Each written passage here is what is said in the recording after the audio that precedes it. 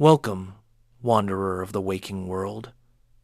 Lay down your thoughts and step softly into the realm between dreaming and remembering. Tonight's story weaves together two seekers of the soul, Carl Jung, the cartographer of the collective unconscious, and Jean-Paul Sartre, the philosopher of radical freedom and self-creation. Together and apart, they mapped opposing territories of human existence, one finding meaning in the depths of the psyche, the other in the stark confrontation with choice and nothingness. As you settle into bed, let the rhythm of my voice carry you closer to sleep, one idea at a time. Relax as we explore how these two minds approach the question of who we are.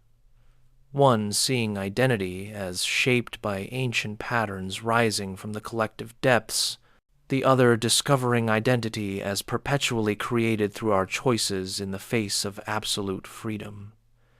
Their dialogue, whether spoken or across time, illuminates the vast territories of human consciousness. If you enjoy these quiet tales of psychological dialogue and wonder, press the like button and subscribe to join me on future journeys through the conversations between great minds. Tell me in the comments which psychological relationship intrigues you most, the mentor and student, the collaborators, the friendly rivals, and together we'll explore them in nights to come. Now, let the world fade. Drift with me through the intertwining paths of Jung and Sartre, as we wander between their visions and listen to the echoes where their insights meet and part. In the summer of 1905, when Carl Jung was 30 years old and working at the Bergholzli Psychiatric Hospital in Zurich, he began his word association experiments, sitting with patients in quiet rooms, speaking single words and measuring the time it took for them to respond. He was searching for something beneath the surface of consciousness, tracking the hesitations and stumbles that revealed what he called complexes, clusters of feeling and memory that pulled at the psyche like underground currents. Jung believed deeply that beneath our waking thoughts lay vast territories of mind, regions we did not consciously control but which controlled us nonetheless. He was already beginning to envision the unconscious, not as a mere repository of forgotten experiences, but as a living, autonomous realm with its own intelligence and purposes. At the same moment Jung was peering into the depths of his patients' psyches in Switzerland, Jean-Paul Sartre had not yet been born. He would arrive into the world on June 21st, 1905, in Paris, entering a family that would shape him through absence and presence in equal measure. His father, Jean-Baptiste Sartre, a naval officer, would die of fever when Jean-Paul was only 15 months old, leaving the child to be raised by his mother Anne-Marie and his grandfather Charles Schweitzer, a formidable professor and intellectual who filled the household with books and expectations. This early loss, this vacancy where a father should have been, would echo through Sartre's philosophy, though he would come to interpret absence very differently than Jung might have, seeing in it not an archetypal wound, but a kind of freedom, a space where he could construct himself without the weight of paternal definition. The gap between their births, 30 years precisely, meant that they belonged to different generations, different moments in European intellectual history. Jung came of age in the final years of the 19th century, when Romanticism's fascination with the irrational and the symbolic still lingered in the air, when thinkers were beginning to question the Enlightenment's faith in pure reason. He studied medicine and psychiatry in a world where the mind's mysteries were just beginning to be systematically explored, where Freud was formulating his revolutionary theories about the unconscious, where the very notion that our conscious self might be only a small island in a vast psychic ocean was still radical and new.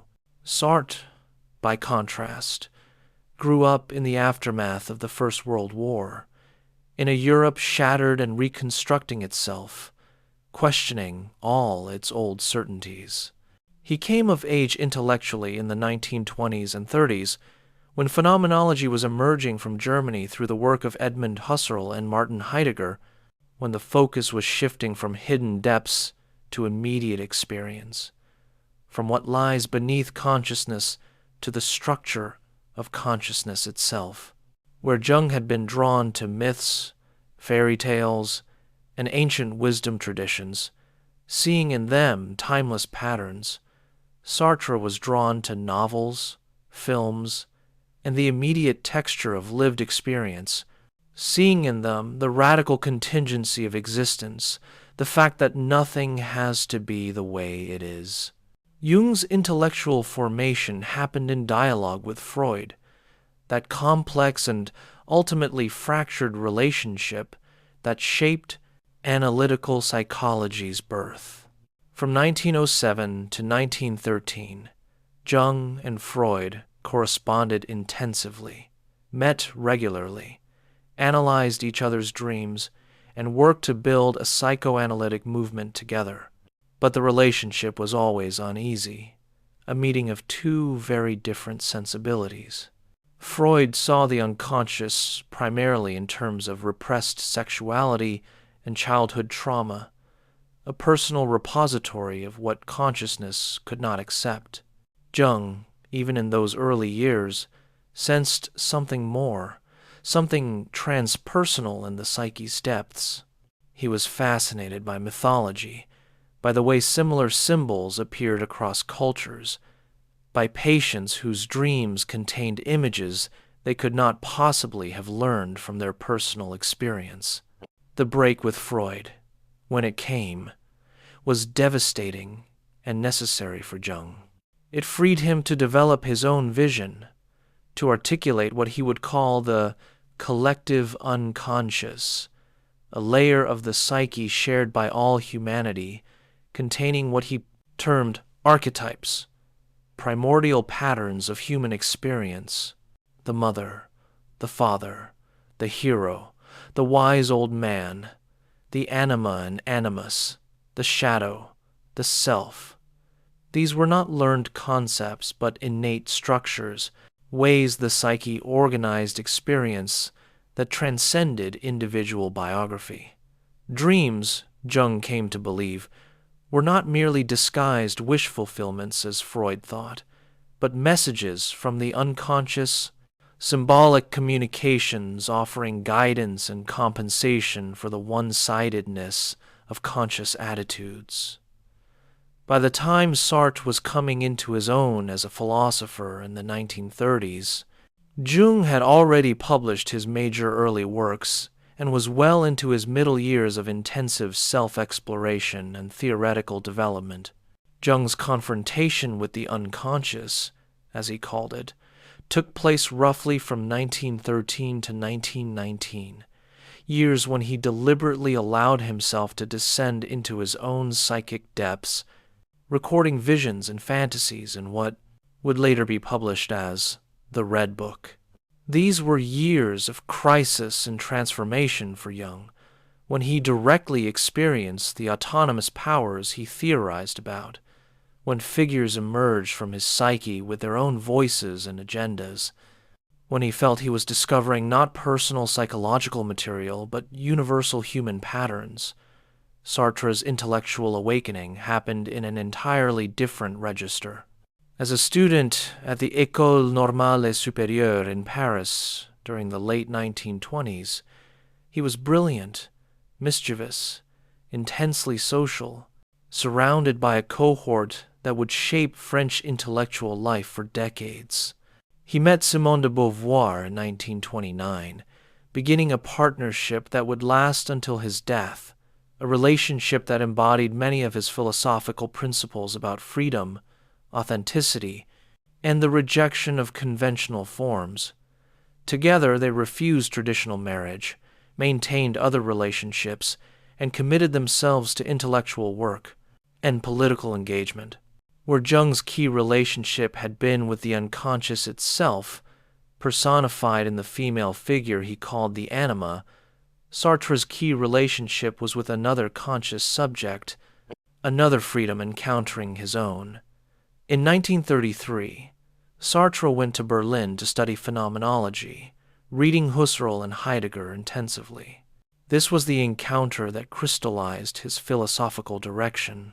Phenomenology offered a way to study consciousness that focused on immediate experience, on how things appear to us, on the structures of intentionality by which consciousness is always consciousness of something. Unlike depth psychology's constant reference to hidden forces and unconscious motivations, phenomenology kept everything on the surface, so to speak, examining the field of awareness itself. Sartre found in this approach a kind of liberation. Consciousness, he began to argue, was not a container full of contents, not a thing at all, but a pure activity, a constant surpassing of itself toward objects and possibilities. And, crucially, consciousness had no hidden depths, no unconscious dimension. It was transparent to itself, even when it engaged in what he would call bad faith, the attempt to deceive oneself about one's own freedom. Here we find the first fundamental divergence between Jung and Sartre, a split so deep it would color every other difference between them. For Jung, the unconscious was not merely a hypothesis, but the most important discovery of modern psychology, the key to understanding human behavior, creativity, illness, and growth. He dedicated his life to mapping its territories, learning its language, honoring its autonomy. The unconscious, for Jung, was wiser than the ego, containing a purposiveness that guided individuation, the process of becoming who one truly is. Dreams, for Jung, came from this realm, symbolic messages that compensated for conscious one-sidedness and pointed toward psychological wholeness. Sartre, coming to philosophical maturity as Jung was deepening his exploration of archetypal psychology, would have none of it. For Sartre, the very notion of an unconscious was philosophically incoherent and psychologically dangerous. How could something be in consciousness without being conscious? The answer, for Sartre, was that it could not. What psychoanalysts called the unconscious was actually consciousness engaging in bad faith, lying to itself about what it knows. If I claim I did not know I was jealous, that my jealousy was unconscious, Sartre would say, I am deceiving myself, refusing to acknowledge something I actually do know but find uncomfortable. The idea of an autonomous unconscious, for Sartre, represented an attempt to escape responsibility, to claim that we are driven by forces beyond our control, rather than admitting that we are always choosing, always free, always responsible for what we make of ourselves. This was not merely a technical disagreement between two theorists, but a fundamentally different vision of what a human being is.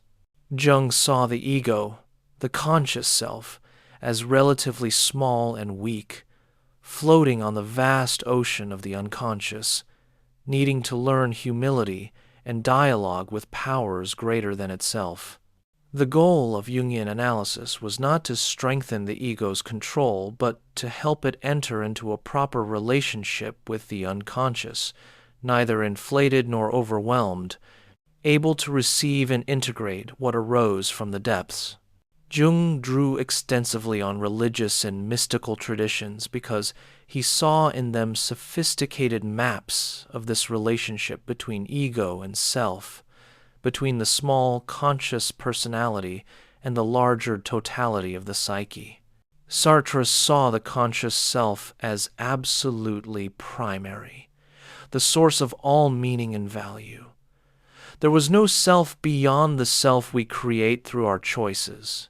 There were no depths to plumb, no ancient wisdom to recover, no archetypes guiding our development. There was only existence preceding essence, the raw fact that we find ourselves thrown into a world without inherent meaning, facing the task of creating ourselves through our actions. This was both terrifying and liberating for Sartre. Terrifying because it meant we could not appeal to any external or internal authority to justify our choices. We could not say our nature made us act a certain way. Liberating because it meant we were never trapped by our past, never determined by our circumstances or our psychology. At every moment we were free to choose differently, to become something new. Jung's intellectual world was populated by figures from alchemy, Gnosticism, Eastern philosophy, and world mythology. He read the I Ching and found it a profound tool for accessing unconscious knowledge. He studied medieval texts about the philosopher's stone and saw in them symbolic accounts of individuation. He corresponded with theologians and wrote extensively about the psychological meaning of Christian doctrine. His consulting room contained artifacts and images from many traditions, reminders of the universal patterns he saw repeating across cultures. When Jung spoke of the self, he meant something transpersonal, an archetype of wholeness that could be symbolized by a mandala, a circle with a center, appearing spontaneously in dreams and visions as the psyche moved toward integration. Sartre's intellectual world was urban, modern, secular, and resolutely this-worldly. He wrote in cafes, particularly the Café de Flore in Paris, where he would work for hours, surrounded by the noise and movement of city life. He wrote novels and plays as well as philosophy, understanding that existential truths often revealed themselves more powerfully in stories than in abstract arguments. His novel, Nausea, published in 1938, depicted a protagonist, Antoine Roquentin, who experiences the radical contingency of existence, the way things simply are without reason or justification, the vertigo of realizing that nothing is necessary. His plays, like No Exit and The Flies, explored themes of freedom, bad faith, and the gaze of others, the way we become objects in other people's consciousness even as we remain subjects for ourselves. Where Jung sought synthesis, Sartre emphasized division and conflict. Jung's concept of the self represented the integration of opposites, the union of conscious and unconscious, masculine and feminine, light and shadow. The psyche, for Jung, moved toward wholeness, and neurosis represented a failed attempt at integration, a conflict that needed to be resolved through consciousness expanding to include what it had rejected. The therapeutic process was one of reconciliation, of the ego learning to accept aspects of the personality it had disowned, integrating the shadow, coming into right relationship with the anima or animus, and ultimately orienting itself toward the self rather than remaining trapped in the limited concerns of the personal ego. Sartre saw consciousness and its world in terms of divisions that could not be overcome. There was the fundamental split between the for itself human consciousness which exists for itself, aware of itself, and the in itself, the being of things which simply are without awareness. Consciousness was not a thing but a nothingness, a gap in being, the capacity to step back from what is and imagine what could be. This was the source of our freedom but also of our anguish. We existed in constant bad faith because we were tempted to view ourselves as things, as having a fixed nature, when in fact we were constantly creating ourselves. Other people posed a particular challenge because they looked at us and by their gaze tried to make us into objects. into fixed beings with essences. His famous phrase from No Exit, "Hell is other people," captured this dynamic, the way our freedom was constantly threatened by others' attempts to define us. The question of authenticity concerned both thinkers deeply, though they understood it in radically different ways. For Jung, authenticity meant being true to one's deeper self, the totality of the psyche, including its unconscious dimensions. It meant refusing to identify solely with one's persona, the social mask we wear, and instead undertaking the difficult work of individuation, becoming conscious of and integrating the various aspects of the personality. Authentic individuals, for Jung, had confronted their shadow, acknowledged the qualities they had projected onto others, and developed a relationship with the archetypes of the collective unconscious. They lived not according to collective expectations or purely personal whim, but in dialogue with the self, the central organizing principle of the psyche. For Sartre, authenticity meant acknowledging one's radical freedom and taking responsibility for one's choices without appeal to excuses. It meant refusing bad faith, refusing to pretend that one's past, one's emotions, one's circumstances, or any external authority determined one's actions. The authentic individual, for Sartre, lived in full awareness that existence precedes essence, that they were creating themselves through their choices, that they could always choose differently. This was anguishing because it meant accepting that one had no justification beyond one's own choosing, but it was also empowering because it meant one was never trapped by what one had been or by what others expected. These different visions of authenticity reflected different understandings of time and human development. Jung's view was deeply developmental and teleological.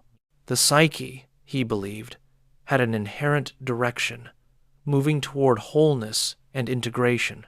The self, as archetype, functioned as a kind of internal goal, drawing the personality toward its own completion. Jung often used the metaphor of the acorn containing the pattern of the oak tree, suggesting that within each psyche lay a potential wholeness seeking to actualize itself.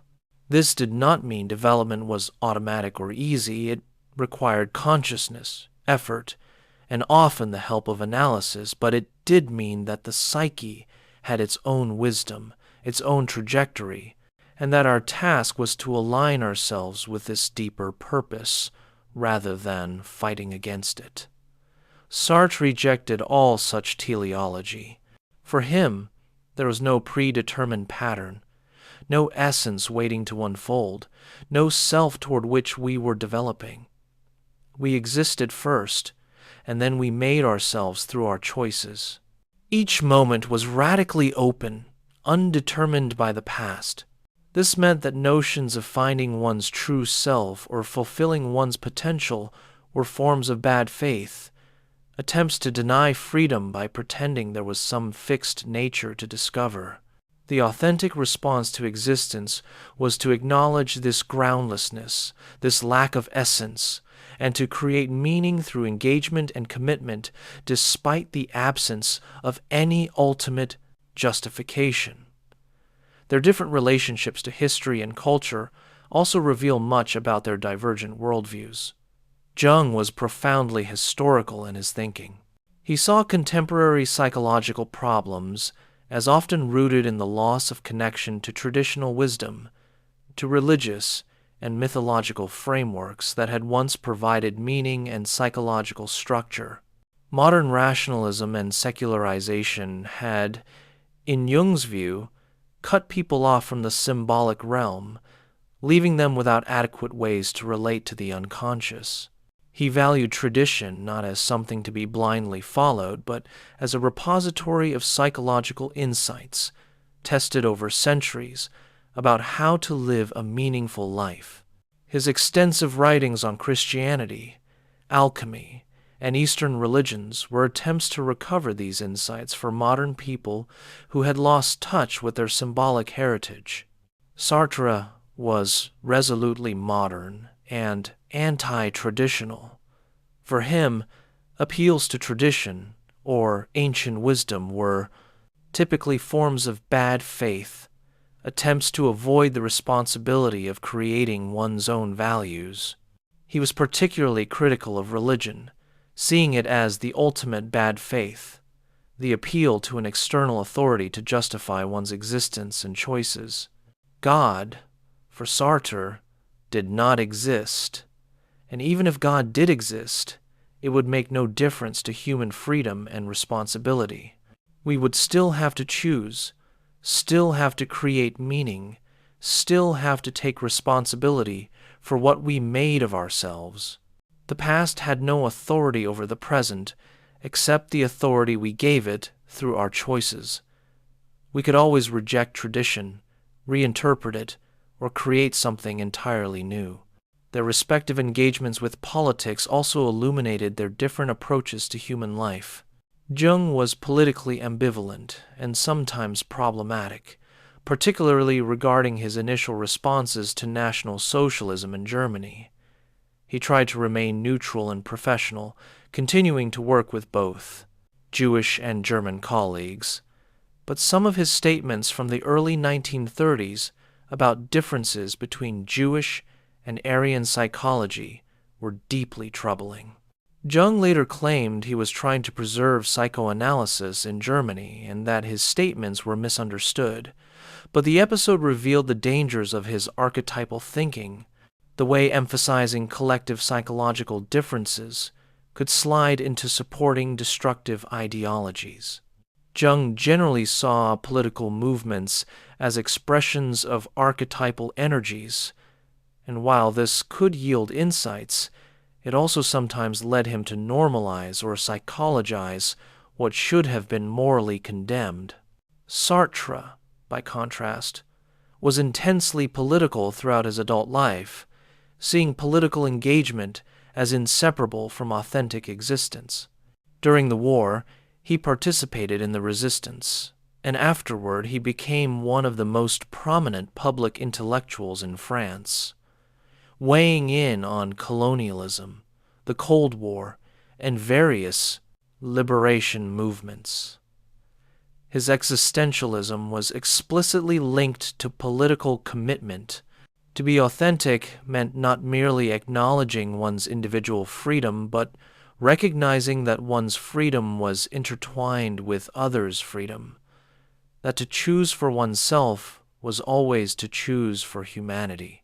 This led Sartre to a complex relationship with Marxism, trying to reconcile existentialism's emphasis on individual freedom with Marxism's emphasis on social and economic structures, a project that would occupy much of his later work. Yet despite these vast differences in worldview and approach, both men shared certain concerns that reveal surprising points of contact. Both were deeply interested in the question of what it meant to live an examined life, to take consciousness seriously, to refuse to drift through existence unreflectively. Both were critical of conventional social existence, Jung's persona being not entirely unlike Sartre's bad faith, both describing the ways people lose themselves in social roles and expectations. Both emphasized that becoming fully human required work, required consciousness, required a kind of courage to face difficult truths about oneself and existence. Both were also profoundly concerned with freedom, though they understood it in opposite ways. Jung's freedom was the freedom that came through individuation, through integrating the various aspects of the psyche and finding one's unique relationship to the self. It was freedom from possession by unconscious forces, freedom from identification with the persona, freedom to be who one truly was at the deepest level. This freedom was achieved through constraint, through acknowledging and respecting the psyche's inherent patterns and limitations. It was a freedom within structure, like a river flowing powerfully because it has banks that give it direction. Sartre's freedom was absolute and unconditioned, the raw fact that consciousness could always negate what is and imagine what could be. It was not achieved but discovered, revealed as the fundamental condition of human existence. This freedom was experienced as burden as much as liberation, because it meant we were condemned to be free, as Sartre famously put it, never able to escape the responsibility of choice. There was no inner nature to constrain us, no true self to discover, no psychic wisdom to guide us. We were radically alone with our freedom, facing the task of creating meaning in a meaningless universe. Dreams became a crucial battlefield between their worldviews. For Jung, dreams were perhaps the most important tool for understanding the unconscious. He developed an elaborate methodology of dream interpretation that differed from Freud's approach. While Freud saw dreams as disguised fulfillments of repressed wishes, Jung saw them as direct communications from the unconscious, compensating for the one-sidedness of conscious attitudes and offering guidance for individuation. Jung approached dreams not by free association, which could lead anywhere, but by staying close to the dream images themselves, amplifying them through cultural and mythological parallels, and asking what the dream might be saying to the dreamer at this particular moment in their development. Jung told of a patient, a successful businessman with a rather inflated conscious attitude, who dreamed he was climbing a mountain, reaching what he thought was the summit, only to discover he had to climb much higher, and as he looked up, he realized the peak was infinitely far away, disappearing into clouds. Jung interpreted this as the unconscious compensating for the man's ego inflation, reminding him of his actual smallness before the task of individuation, deflating his pride in a necessary way. The dream, from Jung's perspective, was wiser than the dreamer's conscious mind, offering symbolic instruction in humility and respect for the greater powers of the psyche. Sartre would have rejected this entire interpretive framework as mystification. In his view, dreams were not messages from an autonomous unconscious, but simply consciousness in a particular mode, less organized and reflective than waking consciousness, but not fundamentally different. The apparent strangeness of dreams did not point to hidden depths, but to the free play of imagination unconstrained by practical concerns. To interpret a dream symbolically, to claim it meant something other than its surface content, was to engage in bad faith, to avoid acknowledging that the dreamer themselves was the source of the dream's content, and that any meaning in the dream was meaning the dreamer had created and then disowned. Sartre offered a phenomenological description of dreaming in his work, The Imaginary, analyzing how dream consciousness differed from waking consciousness in its relationship to the world. In dreams, consciousness was entirely absorbed in imaginary objects, unable to step back and recognize them as imaginary. But this did not mean dreams came from elsewhere or contained hidden wisdom. They simply showed consciousness operating in a particular mode, one we could study, but which required no special interpretive technique beyond careful phenomenological description of the structures of dream experience. The question of psychological suffering and healing also divided them profoundly. Jung saw neurosis as a form of one-sided development, a failure of integration, a conflict between conscious and unconscious that had not been resolved. The psyche was trying to balance itself through symptoms and dreams, pushing the person toward wholeness even as they resisted. Therapy, in Jung's approach, meant helping the patient attend to what the unconscious was trying to communicate, integrating aspects of the personality that had been split off and ultimately orienting the ego toward the self rather than remaining identified with partial aspects of the personality like the persona or ego ideals. Jung described a patient who suffered from severe anxiety and dreams of being pursued by a dark, threatening figure. Through the work of active imagination, where the patient engaged consciously with the figure while awake, it emerged that this dark pursuer represented qualities of aggression and assertiveness that the patient had repressed because they conflicted with her self-image as a gentle, accommodating person. As she began to consciously integrate these shadow qualities, accepting that she too contained aggression and had a right to assert herself, the pursuing figure in dreams transformed, eventually appearing as a helpful companion rather than a threat. The symptom, from Jung's view, was the psyche's attempt to restore balance and healing came through honoring what the unconscious was trying to bring to consciousness. Sartre would see such an account as elaborate mystification of what was actually a much simpler dynamic. The patient was in bad faith, refusing to acknowledge her own aggression, pretending it did not exist or came from outside herself. The anxiety was the tension of this self-deception, the knowledge she was refusing to acknowledge.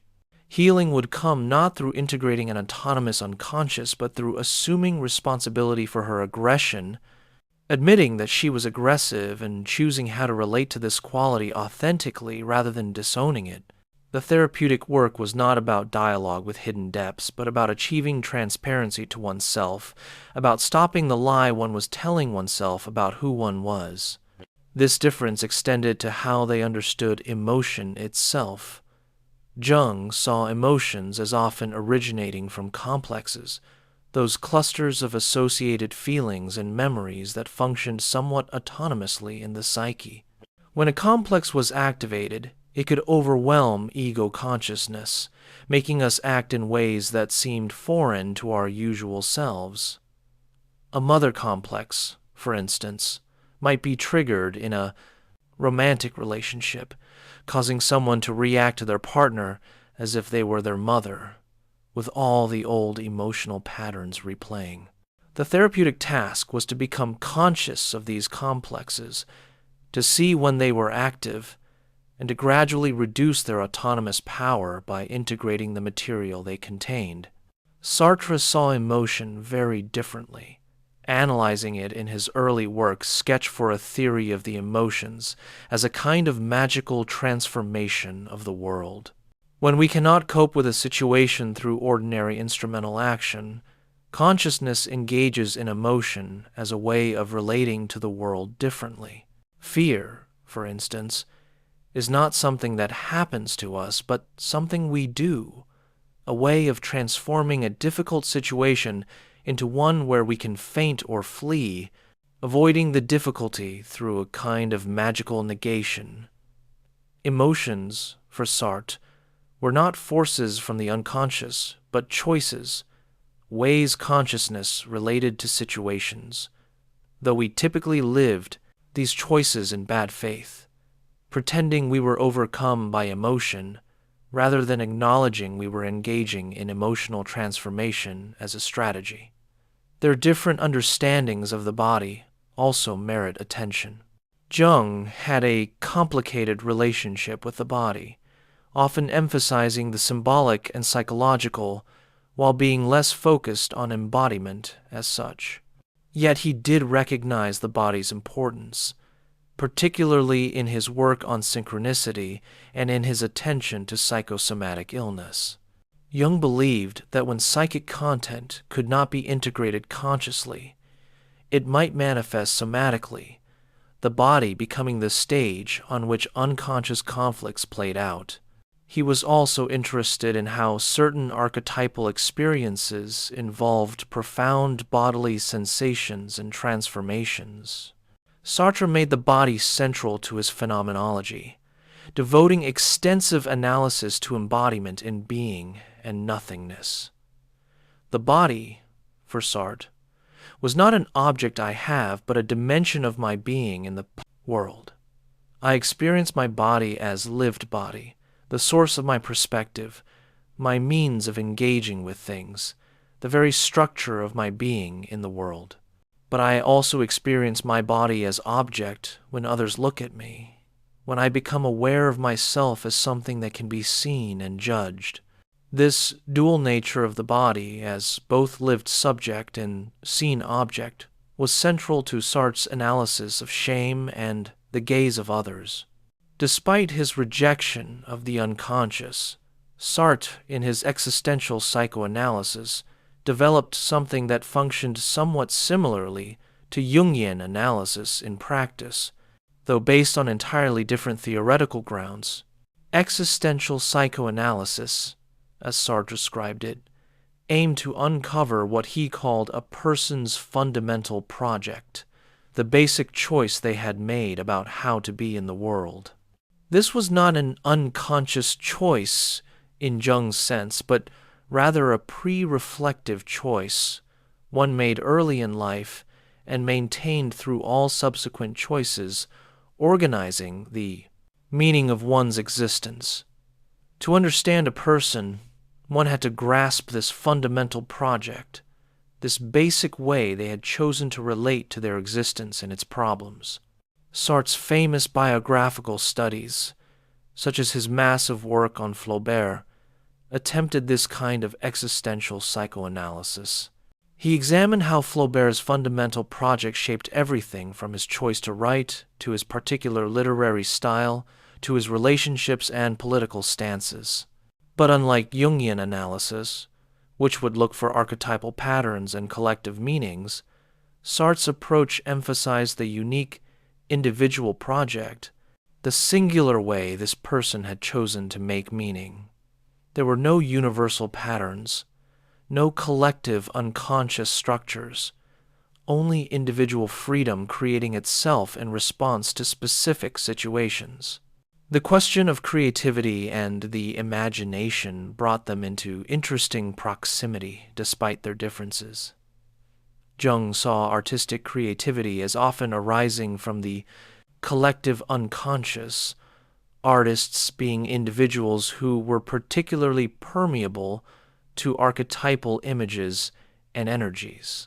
The greatest art, for Jung, gave form to archetypal experiences, allowing others to recognize in the work patterns of their own deepest psychic life. He wrote about artists being seized by their material, driven to create by forces they did not fully understand or control. The visionary type of art, in particular, drew on collective sources, depicting not personal experience but transpersonal realities, the great themes of human existence in symbolic form. Jung analyzed works like Goethe's Faust or the visions of William Blake as expressions of the collective unconscious working through individuals. These artists, from Jung's perspective, were in service to something larger than their personal ego, channels through which archetypal energies flowed into cultural form. This could be both a burden and a calling, and Jung saw many artists as struggling with the overwhelming power of the unconscious forces they contacted, sometimes being destroyed by them when ego consciousness could not withstand the intensity of what arose.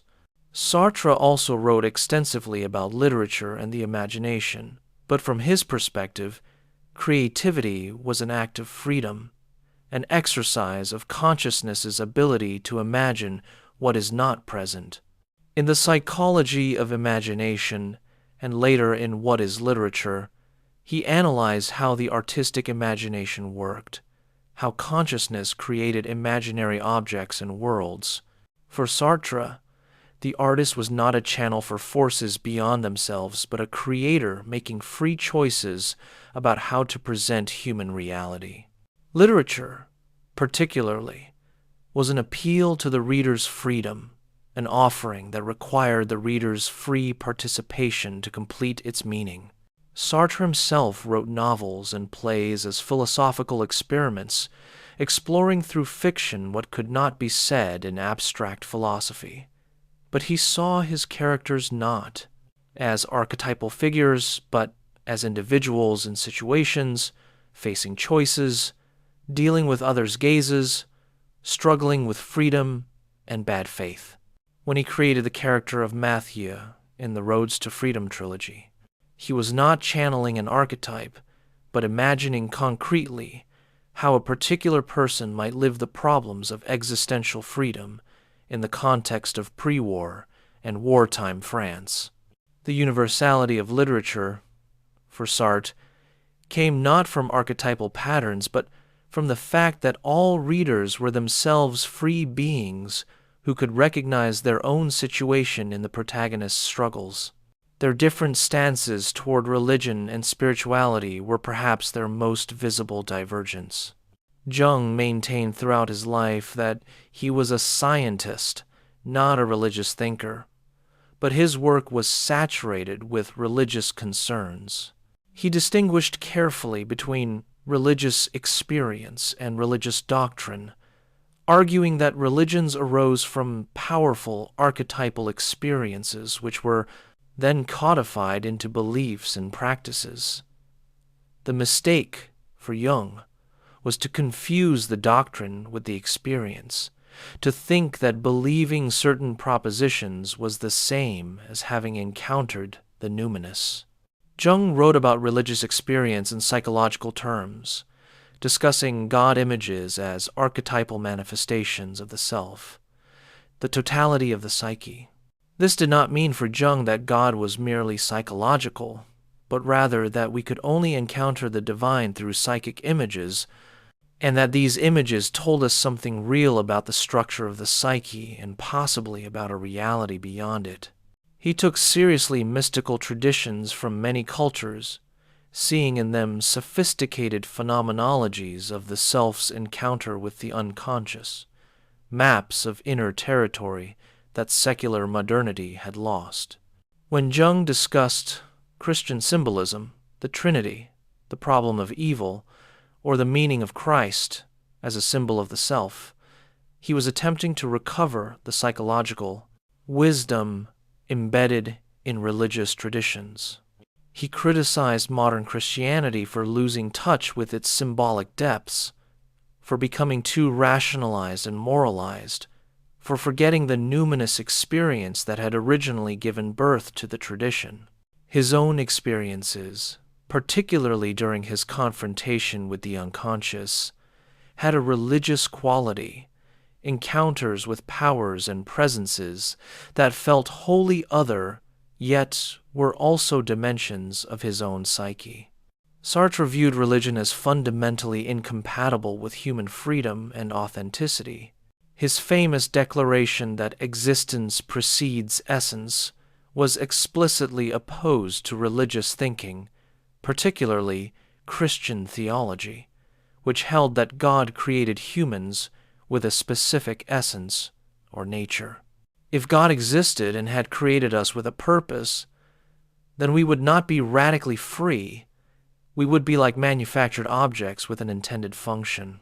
Since Sartre believed we were radically free, he concluded that God did not exist and that we must face existence without appeal to any transcendent meaning or authority.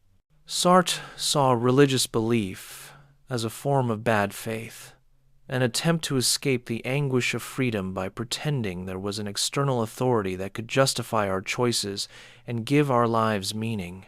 To believe in God was to deny one's own freedom and responsibility, to pretend that one's values came from elsewhere rather than from one's own choosing. He was particularly critical of those who claimed to be religious but still made choices, arguing that even in choosing to obey God, one was choosing, and thus taking responsibility that could not be evaded by appeal to divine command. This extended to Sartre's analysis of shame and guilt, which he saw in entirely secular, interpersonal terms.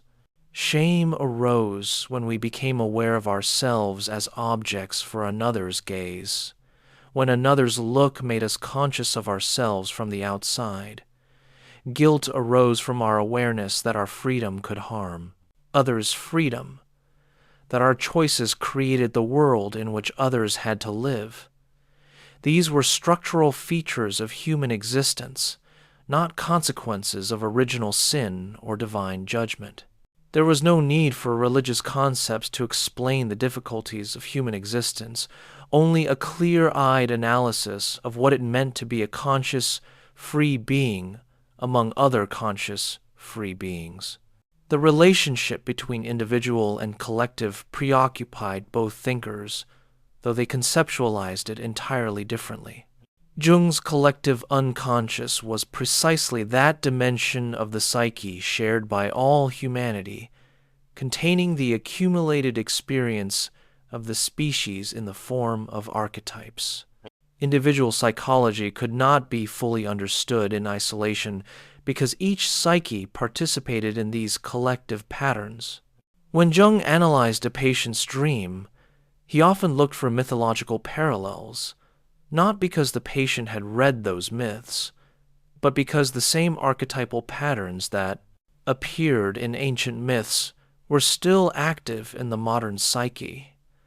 This meant that for Jung, individual development was not purely individual. Individuation required not just integrating one's personal shadow and working through one's personal complexes, but also developing a conscious relationship with archetypal realities that transcended the personal. The truly individuated person was not isolated, but rather connected more deeply to humanity as a whole through their awareness of the collective dimensions of the psyche.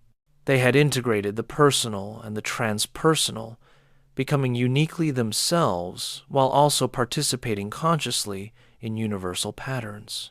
Sartre's relationship between individual and collective was entirely different and evolved over the course of his career.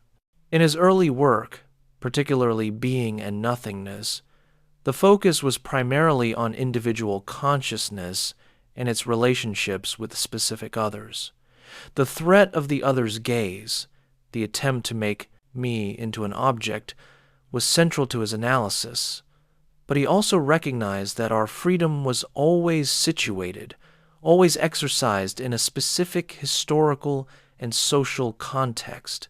We did not choose whether to be born or when or where, did not choose our family or our initial situation. We only chose what to make of these given circumstances. In his later work, particularly the Critique of Dialectical Reason, Sartre tried to develop a more adequate account of collective social reality and history, attempting to reconcile existentialism with Marxism. He analyzed how individual freedom related to social structures, how groups formed and developed their own dynamics, how history was both made by individuals and constrained them. But even in this later, more socially focused work, Sartre never abandoned the primacy of individual freedom and consciousness. Social structures were always, ultimately, maintained by individual choices, even if those choices were made under coercion or in circumstances that severely limited options.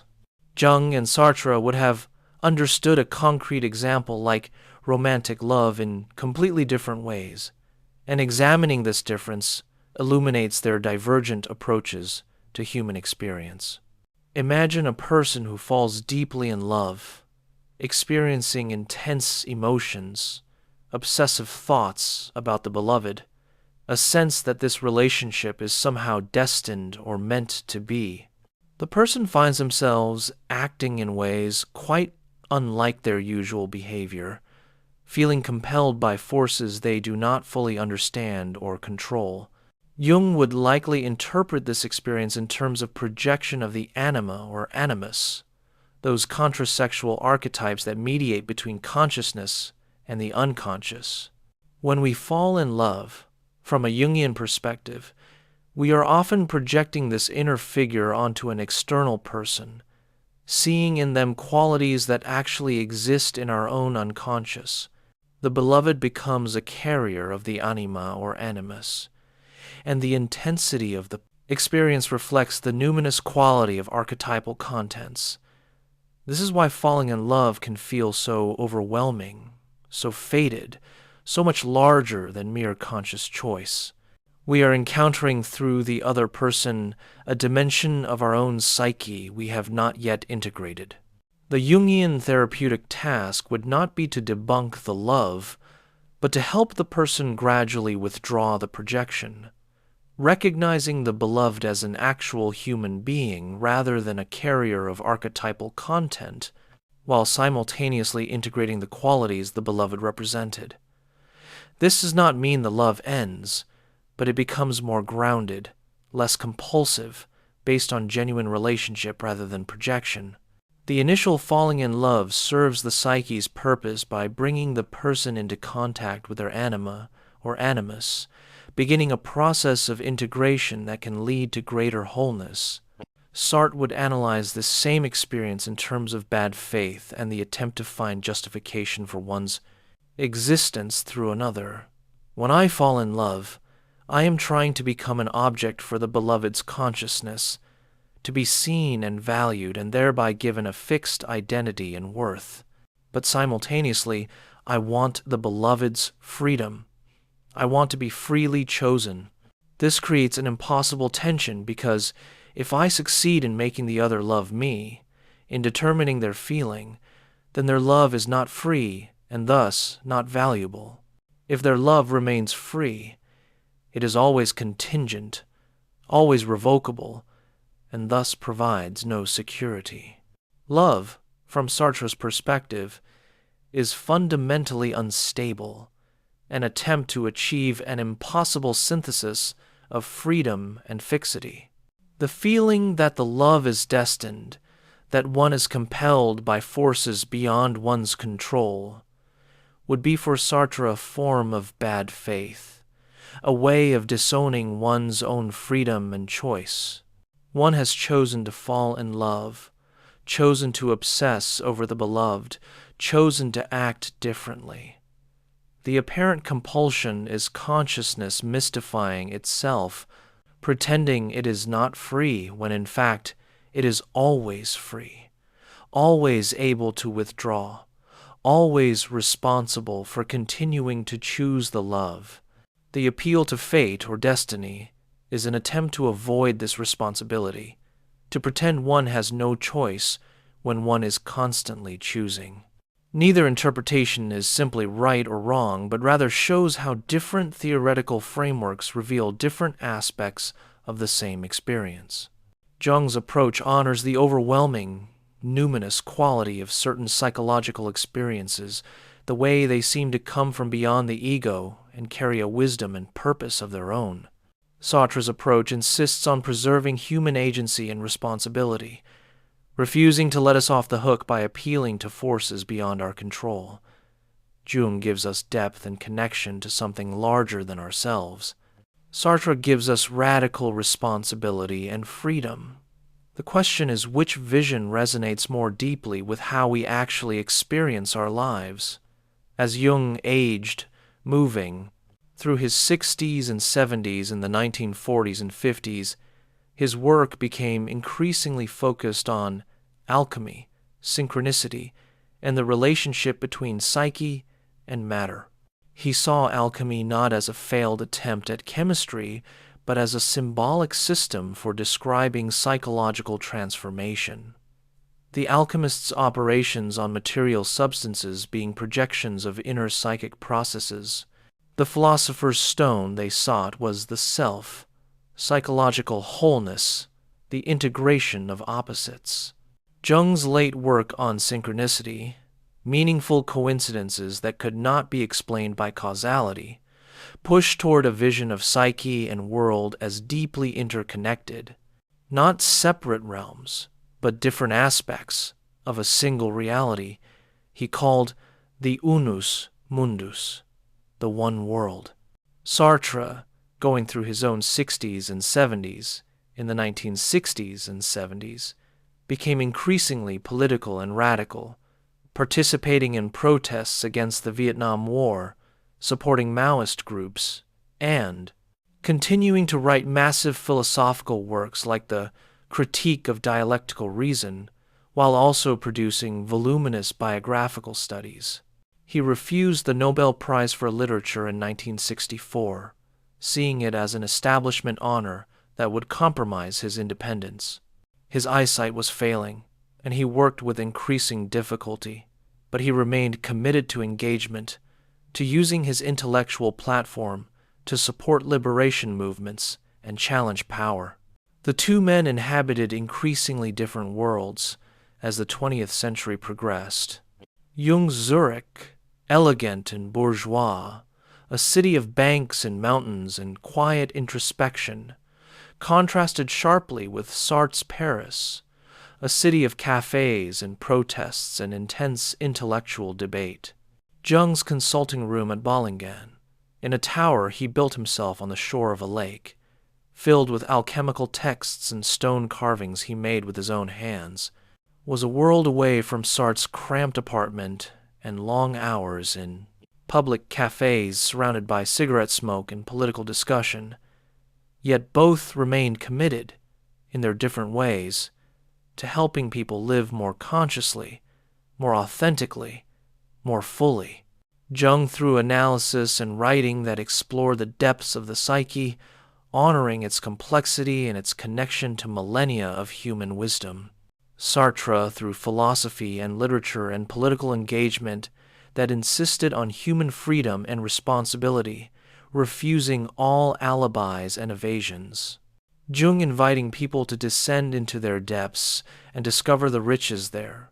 Sartre inviting people to acknowledge their terrible freedom and create meaning through authentic choice and commitment.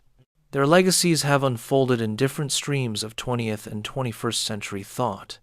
Jungian analysis remains a living tradition, with training institutes around the world, analysts working with patients using methods Jung developed and elaborated. His concepts have permeated popular culture, archetypes, and the collective unconscious and introversion and extroversion, becoming part of common language, though often simplified or distorted. Serious Jungian work continues in the exploration of symbolism, religion, mythology, and the creative process, offering a vision of human nature that honors the mysterious, the irrational, the depth dimension of psyche. Sartrean existentialism has been both enormously influential and substantially critiqued and modified. His emphasis on freedom, authenticity, and bad faith shaped decades of philosophical and literary work. Existential psychotherapy, developed as an alternative to psychoanalysis, focusing on meaning, choice, and responsibility rather than unconscious forces. But later thinkers, particularly in French philosophy, criticized Sartre's focus on consciousness and the subject, arguing that he had not adequately accounted for the ways language, social structures, and power shaped consciousness itself. Post-structuralism and postmodernism were in many ways reactions against Sartre's philosophy of the subject. Yet both bodies of work continue to speak to fundamental questions about human existence. People still ask whether they are shaped by depths they do not fully control or whether they are radically free to create themselves. They still wonder whether their dreams mean something or are merely random neural activity. They still struggle with whether authenticity means finding their true nature or choosing who they will become. They still question whether meaning is discovered or created, whether we are connected to transpersonal realities or alone with our freedom. The dialogue between Jung and Sartre, though they never engaged directly, continues in anyone who thinks seriously about what it means to be human. It appears in the tension between accepting ourselves and choosing ourselves, between honoring what we are and creating what we will become, between finding wisdom in traditions and breaking free to forge new paths.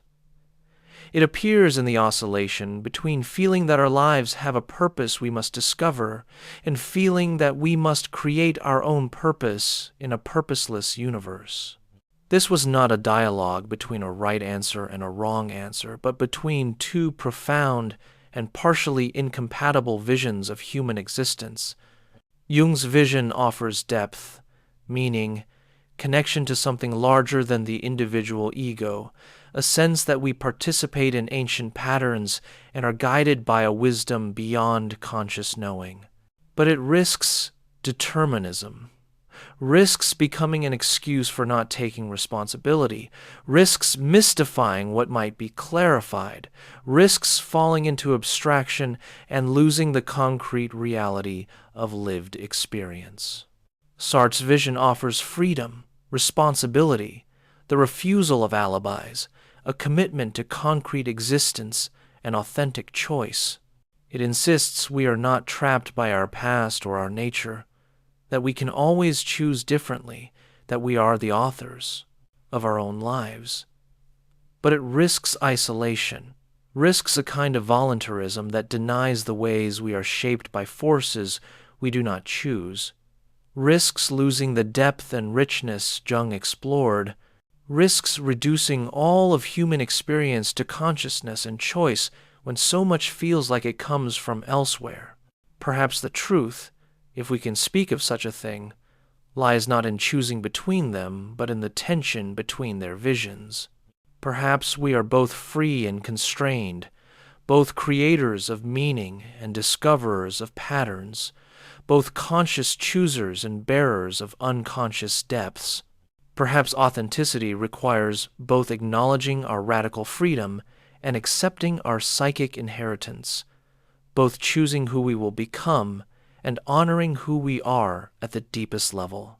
The debate between Jung and Sartre might be understood as an updated version of ancient philosophical tensions between essence and existence, between being and becoming, between nature and freedom. These are perennial questions that admit no final answer because they point to real tensions in human experience itself. We do experience ourselves as having a nature, a character, patterns that persist, and we do experience ourselves as free, able to change, capable of surprising ourselves and others by acting differently than expected. Jung's depth psychology and Sartre's existentialism each illuminate different aspects of this complex reality.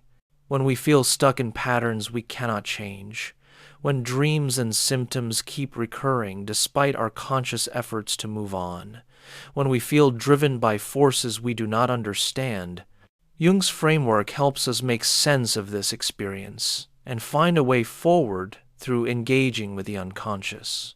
When we feel trapped by others' expectations or our own past, when we are tempted to say we had no choice, when we need to take responsibility for what we are making of ourselves, Sartre's framework challenges and empowers us. In the consulting room, whether the therapist is Jungian or existential or some other orientation entirely, both perspectives can be valuable. A patient might need at one point to explore the archetypal dimensions of their experience, to amplify dreams and discover their symbolic meaning, to recognize patterns from the collective unconscious playing out in their life. At another point, the same patient might need to be confronted with their freedom, challenged about their bad faith, helped to acknowledge that they are choosing their situation and could choose differently. Good therapy, perhaps, knows when to honor depth and when to insist on choice, when to interpret and when to confront. The same is true for anyone attempting to live consciously and authentically outside the consulting room.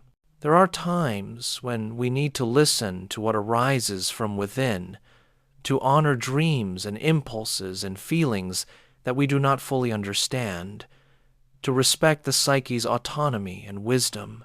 There are times when we need to descend into our depths, confront our shadow, integrate what we have rejected, and align ourselves with the self rather than remaining identified with the ego.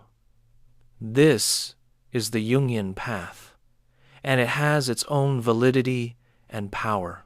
There are other times when we need to stop interpreting and start choosing to acknowledge that we have been in bad faith, that we have been pretending we are not free when we are, that we have been avoiding responsibility by claiming we are driven by forces beyond our control.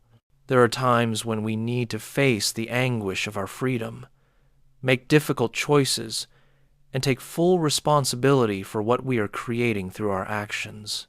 This is the Sartrean path, and it too has its validity and power. The question is not which path is right, but rather which is called for in a particular moment, and this requires discernment, wisdom, and often the help of others who can see what we cannot see about ourselves. Both paths can be misused. The Jungian path can become a way of avoiding action and responsibility, an endless introspection that never leads to change, a passivity before archetypal forces that should be resisted or transformed. The Sartrean path can become a harsh voluntarism that denies genuine constraint and suffering, a refusal to acknowledge how we are shaped by forces we did not choose, an isolated individualism that loses connection to the wisdom of tradition and the depths of the psyche. The relationship between freedom and fate, between choice and depth, between consciousness and the unconscious, remains one of the central mysteries of human existence. We experience both freedom and constraint, both transparency and opacity, both the sense that we are choosing and the sense that we are being lived by something larger than ourselves. To deny either side is to impoverish our understanding of what it means to be human. Jung understood that the psyche has its own life, its own wisdom, its own goals. He devoted himself to learning its language, respecting its autonomy, honoring its depths. He saw that people suffered when they tried to live too one-sidedly, when they identified solely with consciousness and reason and will, when they lost connection to the symbolic and the numinous. He offered a path of descent and integration, of expanding consciousness to include what it had rejected, of dialogue between ego and self. Sartre understood that we are always choosing, always responsible, always free, even when we pretend we are not. He devoted himself to exposing bad faith, challenging pretenses, insisting on authenticity. He saw that people suffered when they denied their freedom, when they pretended they were things with fixed natures rather than beings who create themselves through their choices. He offered a path of acknowledgement and commitment, of facing the anguish of freedom and creating meaning through authentic engagement. Both paths are necessary. Both visions are partial. Both thinkers grasp something essential about human existence while also inevitably limiting their vision by their particular perspectives and prejudices. To read Jung is to be invited into depth, symbol, myth, and the collective dimensions of psyche. To read Sartre is to be challenged to face freedom, take responsibility, and create authentic meaning. To read both is to inhabit the tension that defines human consciousness, the paradox of being both free and constrained, both individual and collective, both transparent and opaque to ourselves. This long exploration of their relationship, this wandering through their lives and ideas, this careful comparison of their visions, reveals not a final answer but the richness of the questions they both addressed. What are we? What should we become? How should we live? What is consciousness? What is the self? What is freedom? What is authenticity? These questions admit no final resolution because they point to real tensions and mysteries in human existence itself. But by holding both Jung and Sartre in mind, by letting their different voices speak, by refusing to collapse their tension into a premature synthesis, we honor the complexity of the territory they mapped from different angles. In the quiet of night, when consciousness becomes more porous, when dreams begin to stir at the edges of awareness, when the sharp clarity of day softens into something more ambiguous, both visions have something to offer.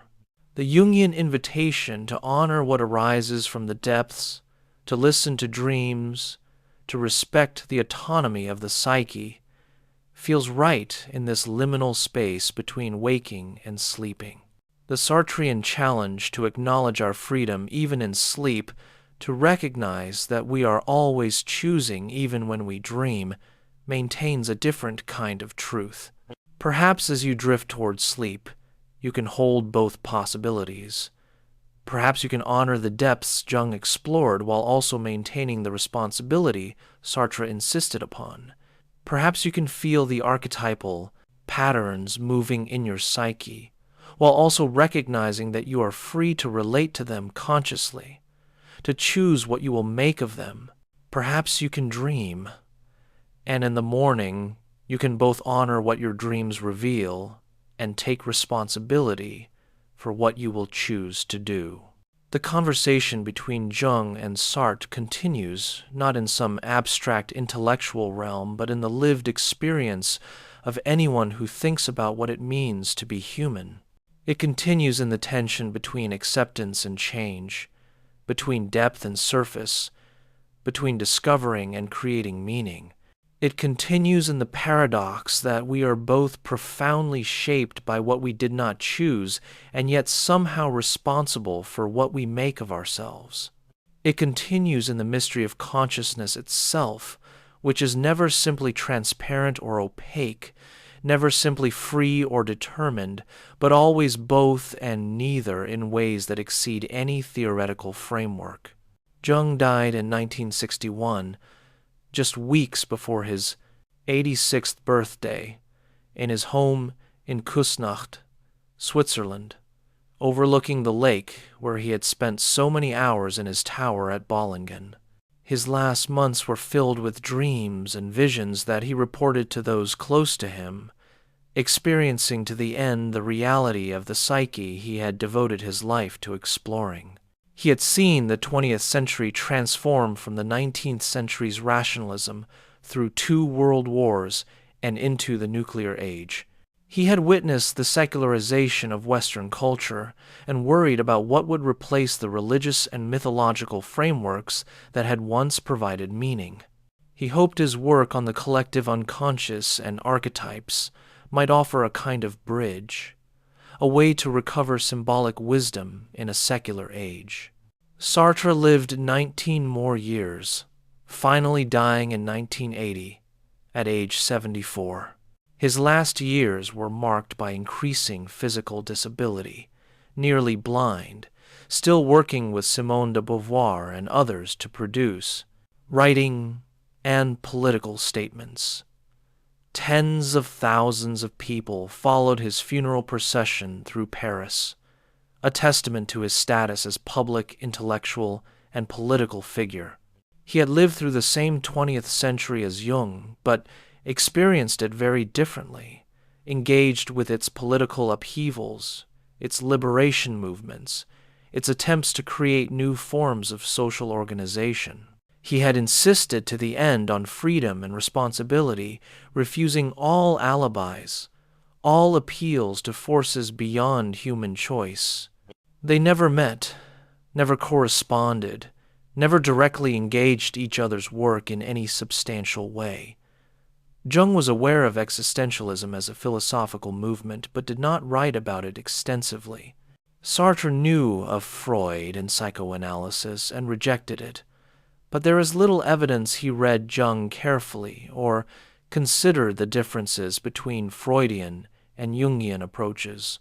Their encounter exists primarily as a thought experiment, a comparison we make now, looking back, seeing how differently they approach the same fundamental questions about human consciousness and existence.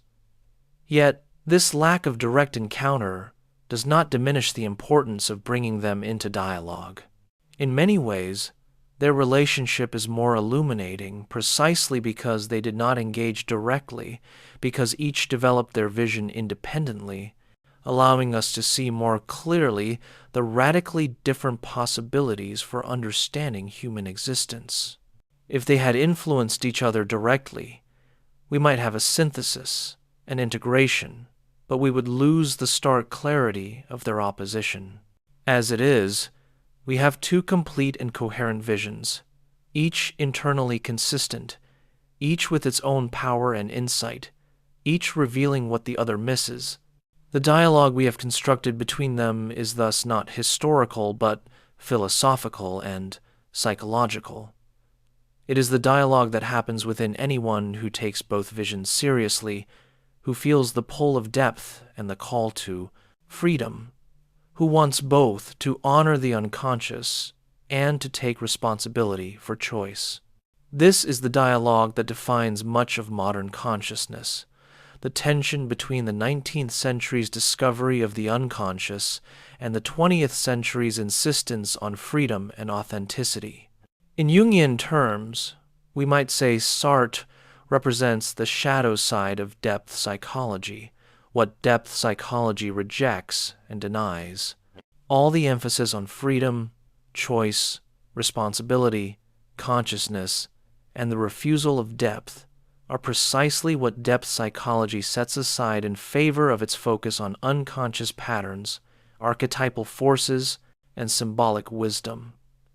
To the extent that Jungian psychology risks becoming passive before the unconscious, losing the sense of human agency and choice, Sartre's philosophy offers a necessary correction, a reminder that we are always choosing, always responsible. In Sartrean terms, we might say Jung represents the bad faith that existentialism exposes, the appeal to forces beyond our control, to avoid acknowledging our freedom. All the emphasis on the unconscious, on archetypes, on psychic patterns that transcend individual choice, could be seen as elaborate ways of denying responsibility, of pretending we are not free when we are. To the extent that existentialism risks a kind of harsh voluntarism, losing the sense of depth and connection to something larger than the individual ego, Jung's psychology offers a necessary balance, a reminder that we are not simply transparent to ourselves, that there are depths we must explore and honor. But neither is simply the other's shadow or bad faith. Each grasped something real, something important, something essential to understanding human existence. The task is not to choose between them, but to hold both in creative tension, to let them illuminate different dimensions of the complex reality we are. As sleep approaches more closely now, as the boundary between waking and dreaming becomes thinner, as consciousness begins to shift into different modes, both Jung and Sartre have parting gifts to offer. Jung invites you to trust what arises from the depths, to know that your dreams tonight will carry wisdom if you learn their language, to feel that you participate in patterns larger and older than your individual life, to rest in the knowledge that the psyche has its own intelligence and purpose. Sleep, from this perspective, is not an absence, but a presence, a descent into living depths where the unconscious can speak without the interference of the ego's agendas. Sartre invites you to remain aware that even in sleep you are choosing, that your dreams are your own, that when you wake you will face again the responsibility of creating meaning through your choices, that nothing is given, everything is made. Sleep, from this perspective, is not an escape from freedom, but simply a different mode of consciousness's existence. And when you wake, you will still be free, still be responsible, still face the task of authentic existence. Both invitations have their beauty and their burden. Both offer insights and consolations. Both challenge and support in different ways. And perhaps the deepest wisdom is to refuse the either-or, to accept both and, to know that you are both depths to be explored and freedom to be exercised, both ancient patterns and radical possibility, both collective and individual, both determined and free. The 20th century saw many such oppositions, many tensions between different visions of human nature. Freud and Jung, Jung and Sartre, Sartre and the structuralists, humanistic psychology and behaviorism, cognitivism and psychoanalysis, each debate revealing different aspects of the territory, different possibilities for understanding consciousness, behavior, meaning, and existence. No single framework captures everything. Each illuminates certain dimensions while leaving others in shadow. The maturity lies not in picking one and rejecting the others, but in learning to move flexibly among frameworks, using each where it offers insight. For some people, at some times, in some circumstances, the Jungian approach is exactly what is needed. The invitation to attend to dreams, to explore symbols, to recognize archetypal patterns, to honor the unconscious, to seek integration and wholeness, this can be profoundly healing and transformative.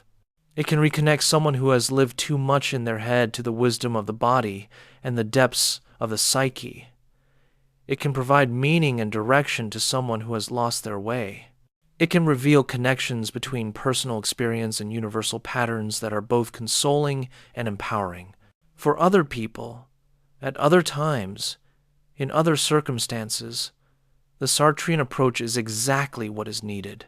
The challenge to acknowledge freedom, to stop making excuses, to take responsibility, to admit bad faith, to face anguish, and create authentic meaning, this too can be profoundly liberating and transformative. It can mobilize someone who has been passive, who has been blaming circumstances or forces beyond their control. It can cut through rationalizations and evasions. It can restore agency and power to someone who has given these away. And for many people, both approaches are needed at different points, or even simultaneously in relation to different aspects of life. We are complex beings, and no single framework adequately captures all that we are. We contain both depths and surfaces, both unconscious patterns and conscious choices, both ancient inheritances and radical freedom. To honor this complexity means learning multiple languages, being able to speak Jungian when that is the language needed, being able to speak Sartrean when that is the language needed, and being able to recognize which is called for when. This has been a long exploration, a slow wandering through two minds and their different visions, an attempt to honor both while revealing their tensions and their partial truths.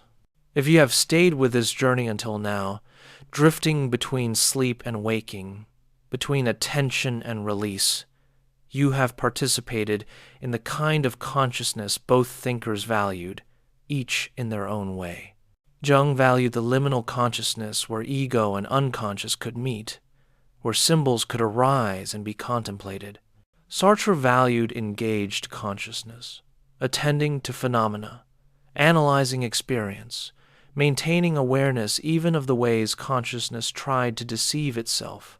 The 27,000 word, the final word of this exploration, is not really an ending, but an opening, an invitation to continue thinking about these questions in your own life, in your own consciousness, in your own attempts to understand who you are and who you might become. Jung and Sartre both spent their lives asking these questions, and their different answers enrich the possibilities available to us as we ask them ourselves. As sleep finally claims you, as consciousness shifts into dreaming, Carry with you the gift of both thinkers. Let Jung remind you that you are deep, that you participate in ancient patterns, that you are more than your ego consciousness knows, that your dreams carry meaning, that integration and wholeness are possible. Let Sartre remind you that you are free, that you are responsible for what you make of yourself, that authenticity requires facing difficult truths, that meaning is created through choice and commitment, that you are never simply determined by what came before. Hold both visions lightly. Let them inform but not imprison. Let them illuminate but not limit. Know that you are both free and patterned, both conscious and unconscious, both individual and collective, both creating and discovering who you are. Know that the tension between these visions is not a problem to be solved, but a truth to be lived, the paradox at the heart of human existence that every generation must face anew. Sleep well, wanderer between Jung and Sartre, between depth and freedom, between the collective unconscious and radical choice. Dream deeply, knowing your dreams come from ancient sources. Wake fully, knowing you are free to choose what you will make of what you are given. And in the space between sleeping and waking, between depth and surface, between being and becoming, find your own way, your own wisdom, your own unique path through the territory these two great thinkers mapped from such different directions. The conversation continues in you, in everyone who thinks seriously about consciousness, freedom, depth, and meaning.